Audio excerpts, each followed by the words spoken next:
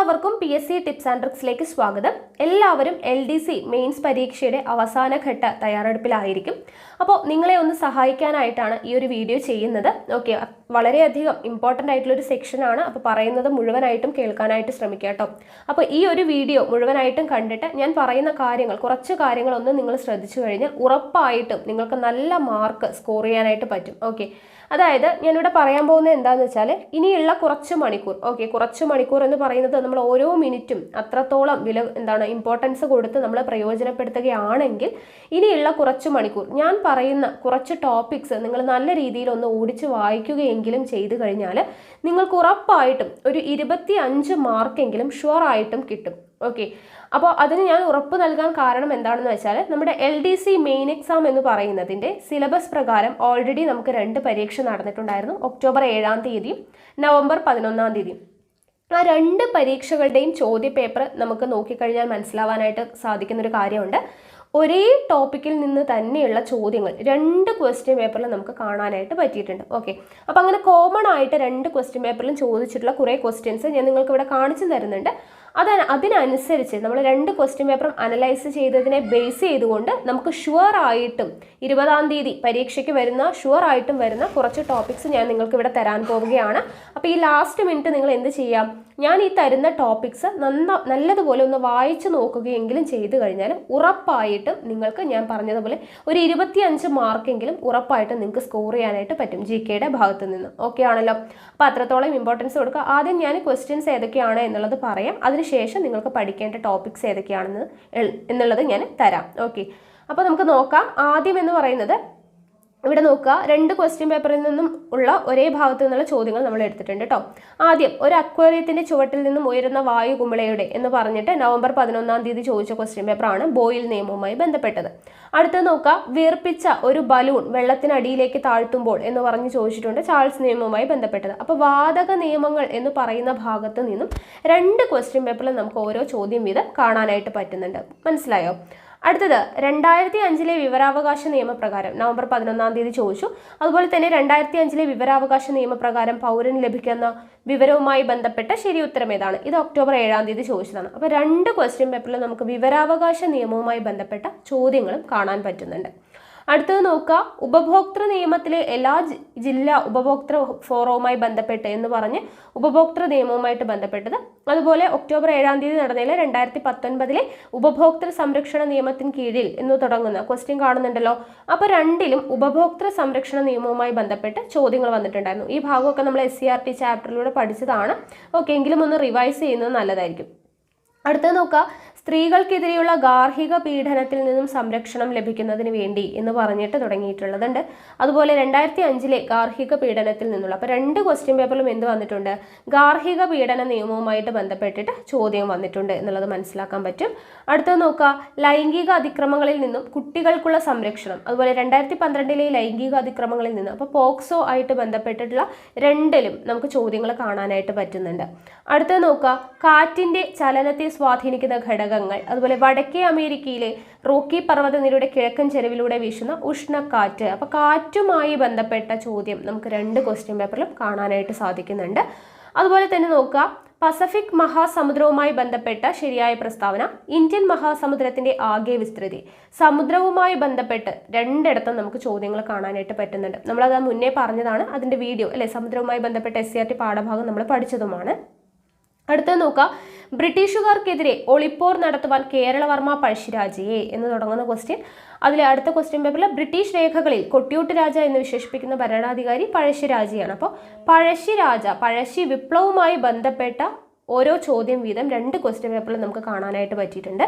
അതുപോലെ അടുത്തത് നോക്കുക, ഫ്രാൻസിൽ ഉണ്ടായിരുന്ന 3ാമത്തെ എസ്റ്റേറ്റിൽ ടെന്നീസ് കോർട്ട് പ്രതിജ്ഞ ഏതു വിപ്ലവവുമായി ബന്ധപ്പെട്ടിരിക്കുന്നു? 2ഉം എന്താണ്, ഫ്രഞ്ച് വിപ്ലവവുമായി ബന്ധപ്പെട്ട ക്വസ്റ്റ്യൻസ് ആണ് അല്ലെ. ഇപ്പോൾ ഫ്രഞ്ച് വിപ്ലവം 2 ക്വസ്റ്റ്യൻ പേപ്പറിൽ നമുക്ക് കാണാനായിട്ട് പറ്റിയിട്ടുണ്ട്.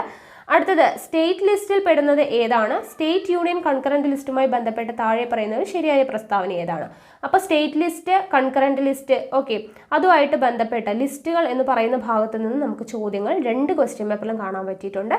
അടുത്തത്, രക്തസമ്മർദ്ദത്തെ പറ്റി തെറ്റായ പ്രസ്താവന. ശരാശരി ബ്ലഡ് പ്രഷർ. അപ്പോൾ രക്തസമ്മർദ്ദവുമായി ബന്ധപ്പെട്ടിട്ടുള്ള കാര്യങ്ങളും ഇവിടെ 2 ക്വസ്റ്റ്യൻ പേപ്പറിൽ നമുക്ക് കാണാൻ പറ്റിയിട്ടുണ്ട്. അടുത്ത നോക്കുക, IT-യിലെ ഒരു ഭാഗമാണ്. തന്നിരിക്കുന്നവയിൽ ഏറ്റവും വേഗത കൂടിയ മെമ്മറി, അതുപോലെ താഴെ പറയുന്നവയിൽ കമ്പ്യൂട്ടറിലെ പ്രോസസ്സിനോട് ഏറ്റവും അടുത്ത് സ്ഥിതി ചെയ്യുന്ന മെമ്മറി. അപ്പം മെമ്മറിയുമായിട്ട് റിലേറ്റ് ചെയ്തിട്ടുള്ള രണ്ട് ക്വസ്റ്റ്യൻ പേപ്പറിൽ നമുക്ക് കാണാനായിട്ട് പറ്റിയിട്ടുണ്ട്. അടുത്ത നോക്കുക, അയഡിൻ ചേർത്ത ഉപ്പ് നിർബന്ധമാക്കുക വഴി ഉന്മൂലനം ചെയ്യാൻ ഉദ്ദേശിച്ച അപര്യാപ്തത രോഗങ്ങൾ, അതുപോലെ സർക്കാരിൻ്റെ രോഗപ്രതിരോധവൽക്കരണ പ്രക്രിയയിൽ എന്ന് തുടങ്ങുന്നത്. അപ്പോൾ രോഗപ്രതിരോധവുമായി ബന്ധപ്പെട്ട ക്വസ്റ്റ്യൻസ് നമുക്ക് വന്നിട്ടുണ്ട്. അതുപോലെ തന്നെ നോക്കൂ, ഇന്ത്യയിലെ ധാതു വിഭവങ്ങളുടെ ഗവേഷണത്തിൽ അതുപോലെ താഴെ തന്നിരിക്കുന്നതിൽ ശരിയായ ജോഡി ഏത്? ഓക്കെ, അപ്പോൾ ഇവിടെ താഴെ തന്നിരിക്കുന്ന പ്രസ്താവനകൾ നിരീക്ഷിക്കുക എന്നൊക്കെ പറഞ്ഞപ്പോൾ ധാതുക്കളും വ്യവസായങ്ങളും എന്ന് പറയുന്ന ഭാഗത്ത് വരുന്ന ചോദ്യങ്ങളാണ് ഇതെല്ലാം. അപ്പോൾ ധാതുക്കളും വ്യവസായങ്ങളും നമ്മൾ ആ ഒരു ചാപ്റ്റർ ഒക്ടോബർ 7-ാം തീയതിയിൽ ഏറ്റവും കൂടുതൽ ചോദ്യങ്ങൾ വന്നിട്ടുള്ള SCRT പാഠഭാഗം എന്ന് പറഞ്ഞ് ആ SCRT പാഠഭാഗം നമ്മൾ പഠിച്ചിട്ടുണ്ട്. അതിൽ നിന്ന് തന്നെ ഒക്ടോബർ 7-ാം തീയതി 5 ക്വസ്റ്റ്യനോളം ഒരേ ചാപ്റ്ററിൽ നിന്ന് ചോദിച്ചിട്ടുണ്ട്. 11-ാം തീയതിയും അതേ ചാപ്റ്ററിൽ നിന്ന് ചോദ്യം വന്നിട്ടുണ്ട്. അപ്പോൾ ആ ഒരു ഭാഗം ധാതുക്കളും വ്യവസായവും എന്ന് പറയുന്ന ഭാഗത്ത് നിന്നും ചോദ്യങ്ങൾ ഇമ്പോർട്ടൻ്റ് ആയിട്ട് നോട്ട് ചെയ്ത് വെക്കണം. ദെൻ കോവിഡ് പ്രതിരോധത്തിൻ്റെ ഭാഗമായി അതുപോലെ തന്നെ ക്രഷിംഗ് ദി കർവ് എന്തുമായി ബന്ധപ്പെട്ടിരിക്കുന്നു? അപ്പോൾ കോവിഡുമായി ബന്ധപ്പെട്ട ക്വസ്റ്റ്യൻ രണ്ടിടത്തും നമുക്ക് കാണാനായിട്ട് പറ്റിയിട്ടുണ്ട്. അതുപോലെ നോക്കൂ, എലിപ്പനി അഥവാ ലെപ്റ്റോസ്പൈറോസിസ് എന്ന രോഗം എന്ത് രോഗമാണ്? ഓക്കെ, താഴെ പറയുന്ന അസുഖങ്ങളിൽ സൂണോറ്റിക് ഡിസീസ് എലിപ്പനി. അപ്പോൾ എലിപ്പനിയുമായി ബന്ധപ്പെട്ട രോഗങ്ങളുമായി ബന്ധപ്പെട്ടതാണ്. അതിൽ പ്രത്യേകിച്ച് എലിപ്പനിയുമായി ബന്ധപ്പെട്ട ക്വസ്റ്റ്യൻസ് നമുക്ക് കാണാനായിട്ട് പറ്റിയിട്ടുണ്ട്. അടുത്ത നോക്കുക, താഴെ തന്നിരിക്കുന്ന ജോഡികളിൽ ശരിയായത് അല്ലെ ശരിയല്ലാത്ത ജോഡി. അതുപോലെ ഗദ്ദിക എന്ന പ്രശസ്ത ആദിവാസി കല.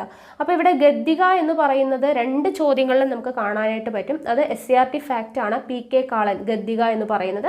അപ്പോൾ അത് ഇമ്പോർട്ടൻ്റ് ആയിട്ടുള്ളൊരു ഭാഗമായിട്ട് ക്വസ്റ്റ്യൻ പേപ്പറിൽ രണ്ടിടത്തും നമുക്ക് കാണാൻ പറ്റിയിട്ടുണ്ട്. അടുത്ത നോക്കുക, ഏറ്റവും കൂടുതൽ വീക്ഷണ വിസ്തൃതിയുള്ളത് ഏത് ദർപ്പണങ്ങൾക്കാണ്? ഒരു കോൺകേവ് ദർപ്പണത്തിൻ്റെ. അപ്പോൾ കോൺകേവും കോൺവെക്സും നമുക്ക് ക്വസ്റ്റ്യൻ വന്നിട്ടുണ്ട് ലെൻസ് എന്ന് പറയുന്ന ഭാഗത്ത് നിന്നും. അതുപോലെ നോക്കുക, 1000 കിലോഗ്രാം മാസുള്ള കാറും 2000 കിലോഗ്രാം മാസുള്ള ബസ്സും ആക്കം എന്ന് പറയുന്ന ഭാഗത്ത് വരുന്നതാണ്. അതുപോലെ ഘർഷണം, അപ്പോൾ ബലം എന്ന് പറയുന്ന ഭാഗത്ത് നിന്നും നമുക്ക് ചോദ്യങ്ങൾ വന്നിട്ടുണ്ട് എന്ന് മനസ്സിലാക്കാം. കേരള സർക്കാരിൻ്റെ ആർദ്രം പദ്ധതി, അതുപോലെ തന്നെ സാമൂഹിക വകുപ്പിൻ്റെ കീഴിലുള്ള മന്ദഹാസം പദ്ധതി. അപ്പോൾ ആരോഗ്യക്ഷേമ പ്രവർത്തനങ്ങളുമായിട്ട് ബന്ധപ്പെട്ട് അല്ലേ പദ്ധതികളുമായിട്ട് കേരള സർക്കാരിൻ്റെ പദ്ധതികളുമായിട്ട് ബന്ധപ്പെട്ട് ചോദ്യങ്ങൾ നമുക്ക് രണ്ടിടത്തും ചോദിച്ചിട്ടുണ്ട്. സമാധാനപരമായ ആയുധമില്ലാതെ സംഘടിക്കുവാനുള്ള അവകാശം. ഇവിടെ എന്താണ്? സമത്വത്തിനുള്ള അവകാശവും അതുപോലെ മൗലിക കർത്തവ്യങ്ങൾ, മൗലിക അവകാശങ്ങൾ. അപ്പോൾ ഇന്ത്യൻ ഭരണഘടനയായിട്ട് ബന്ധപ്പെട്ട് നമുക്ക് ചോദ്യങ്ങൾ വന്നിട്ടുണ്ട്. ദെൻ ഇന്ത്യൻ തിരഞ്ഞെടുപ്പ് കമ്മീഷൻ. നോക്കൂ, തിരഞ്ഞെടുപ്പ് commission, Kerala state election commission. അപ്പോൾ ഇലക്ഷൻ കമ്മീഷനുമായി ബന്ധപ്പെട്ട ചോദ്യം നമുക്ക് രണ്ടിടത്തും കാണാനായിട്ട് പറ്റിയിട്ടുണ്ട്. പിന്നോക്ക വിഭാഗ പട്ടിക തയ്യാറാക്കൽ. ഓക്കെ, പിന്നോക്ക വിഭാഗം, ദേശീയ പിന്നോക്ക വിഭാഗ കമ്മീഷൻ. അപ്പോൾ രണ്ടിടത്തും ആ പിന്നോക്ക വിഭാഗ കമ്മീഷനുമായിട്ട് ബന്ധപ്പെട്ട് ചോദ്യങ്ങൾ വന്നിട്ടുണ്ട്. അതുപോലെ തന്നെ താഴെ തന്നിട്ടുള്ളവയിൽ വാണിജ്യ ബാങ്കുകളുടെ ധർമ്മങ്ങൾ, അതുപോലെ 2020 ഏപ്രിൽ 1 വന്ന ബാങ്ക് ലയനത്തോടു കൂടി. അപ്പോൾ വിവിധ ധനകാര്യ സ്ഥാപനങ്ങളുടെ പ്രവർത്തനങ്ങൾ എന്ന് പറയുന്ന ഭാഗത്ത് വരുന്നതാണ് ബാങ്കുകളെ കുറിച്ചുള്ള ചോദ്യം രണ്ടിടത്തും വന്നിട്ടുണ്ട്. ഓക്കെ, അപ്പോൾ ഇത്രയാണ് ഞാൻ ഇപ്പോൾ എടുത്തിട്ടുള്ളത്. ഇനിയും ഇതുപോലുള്ള ചോദ്യങ്ങൾ നമുക്ക് ഒത്തിരി കാണാനായിട്ട് പറ്റിയിട്ടുണ്ട്. അപ്പോൾ ഈ ഒരു ഭാഗം ഞാൻ സെലക്ട് ചെയ്തതിൽ നിന്ന് ഞാൻ നിങ്ങൾക്ക് പറഞ്ഞു തരികയാണ് കുറച്ച് ടോപ്പിക്സ്. ഈ പറയുന്ന മുഴുവൻ ടോപ്പിക്സും ഇനിയുള്ള മണിക്കൂർ നിങ്ങൾ ഒന്ന് റിവൈസ് ചെയ്യുകയാണെങ്കിൽ, ഒന്ന് വായിച്ചു പോവുകയാണെങ്കിൽ, SCRT ചാപ്റ്ററിലൂടെ വായിച്ചാലും മതി. അങ്ങനെ വായിച്ചു പോവുകയാണെങ്കിൽ ഉറപ്പായിട്ട് ഞാൻ പറയുന്നു നിങ്ങൾക്കൊരു 25 മാർക്ക് എന്തായാലും ഈ ഭാഗത്ത് നിന്നും സ്കോർ ചെയ്യാനായിട്ട് പറ്റും. ഓക്കെ, അപ്പോൾ ഞാൻ ടോപ്പിക്സ് പറയുവാണ്. ഓക്കെ, എഴുതിയെടുക്കുക കേട്ടോ. ഇല്ലെങ്കിൽ ഞാൻ ഇവിടെ നോക്കട്ടെ, സ്ക്രീനിൽ കൊടുക്കാൻ പറ്റിയാൽ കൊടുക്കാം, ഇല്ലെങ്കിൽ നിങ്ങളൊന്ന് എഴുതിയെടുക്കുക. ഉപഭോക്തൃ സംരക്ഷണ നിയമം, ആദ്യത്തെ ടോപ്പിക് ഉപഭോക്തൃ സംരക്ഷണ നിയമം. പോസ്കോ, വിവരാവകാശം, കാറ്റ്, സമുദ്രങ്ങൾ, ധാതു വിഭവങ്ങൾ, ഫ്രഞ്ച് വിപ്ലവം, പഴശ്ശി കലാപം, ഇരുമ്പുരുക്ക് ശാലകൾ, ഭരണഘടന, അതിൽ സമത്വ അവകാശങ്ങളും സ്വാതന്ത്ര്യ അവകാശങ്ങളും. ഓക്കെ, ഭരണഘടനയിൽ പിന്നോക്ക വിഭാഗ കമ്മീഷൻ, ലിസ്റ്റുകൾ, ഇലക്ഷൻ കമ്മീഷൻ, കോവിഡ് വാക്സിൻ, വാതക നിയമങ്ങൾ, ദുരന്ത നിവാരണം, മെമ്മറി, IT-യിലെ മെമ്മറി, കേരള മന്ത്രിസഭ, 2020 നോബൽ സമ്മാനം, PK കാളൻ, മാനവ വികസന സൂചിക, പുത്തൻ സാമ്പത്തിക നയം, പ്രതിരോധ പ്രവർത്തനങ്ങൾ, ആരോഗ്യക്ഷേമ പദ്ധതികൾ, Basheer, UA Khader, 2020 Olympics, IT act network, ലോഹ സവിശേഷതകൾ, അയിരുകൾ. ഓക്കെ, ഇത്രയും ടോപ്പിക്സ് ആണ് നമ്മൾ പറയുന്നത്. അപ്പോൾ ഈ പറയുന്ന മുഴുവൻ ടോപ്പിക്സും നിങ്ങൾ ഇനിയുള്ള മണിക്കൂർ ഒന്ന് റിവൈസ് ചെയ്യുകയാണെങ്കിൽ നിങ്ങൾക്ക് ഉറപ്പായിട്ടും ഞാൻ പറഞ്ഞതുപോലെ 10-25 മാർക്കോളം നിങ്ങൾക്ക് ഇവിടെ നിന്നും സ്കോർ ചെയ്യാനായിട്ട് പറ്റുന്നതാണ്. ഓക്കെ ആണല്ലോ? അപ്പോൾ നിങ്ങൾ മാക്സിമം നല്ല രീതിയിൽ ഈ പറയുന്ന കാര്യങ്ങൾ പ്രയോജനപ്പെടുത്തുമെന്ന് വിചാരിക്കുന്നു. അപ്പോൾ എന്തായാലും LDC മെയിൻസ് പരീക്ഷ എഴുതാൻ പോകുന്ന എല്ലാവർക്കും ഓൾ ദ ബെസ്റ്റ് പറയുകയാണ്. നമ്മൾ പറഞ്ഞ കാര്യങ്ങളൊക്കെ ഒന്ന് ശ്രദ്ധിക്കുക, നല്ല രീതിയിൽ പ്രിപ്പയർ ചെയ്യുക. എല്ലാവർക്കും നല്ല രീതിയിൽ പരീക്ഷ എഴുതാനായിട്ട് പറ്റട്ടെ. ആരും നെഗറ്റീവ് അടിക്കേണ്ട. ഒത്തിരി ബുദ്ധിമുട്ടായിരിക്കും ക്വസ്റ്റ്യൻ പേപ്പർ എന്ന് മുന്നേ കൂട്ടി വിചാരിച്ച് എക്സാമിന് പോയി ടെൻഷൻ അടിക്കേണ്ട.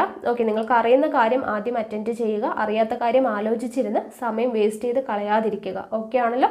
അപ്പോൾ നല്ല രീതിയിൽ എല്ലാവർക്കും പരീക്ഷ എഴുതാൻ പറ്റട്ടെ. എല്ലാവർക്കും ഓൾ ദി ബെസ്റ്റ്. അടുത്ത വീഡിയോ ആയിട്ട് കാണാം. താങ്ക്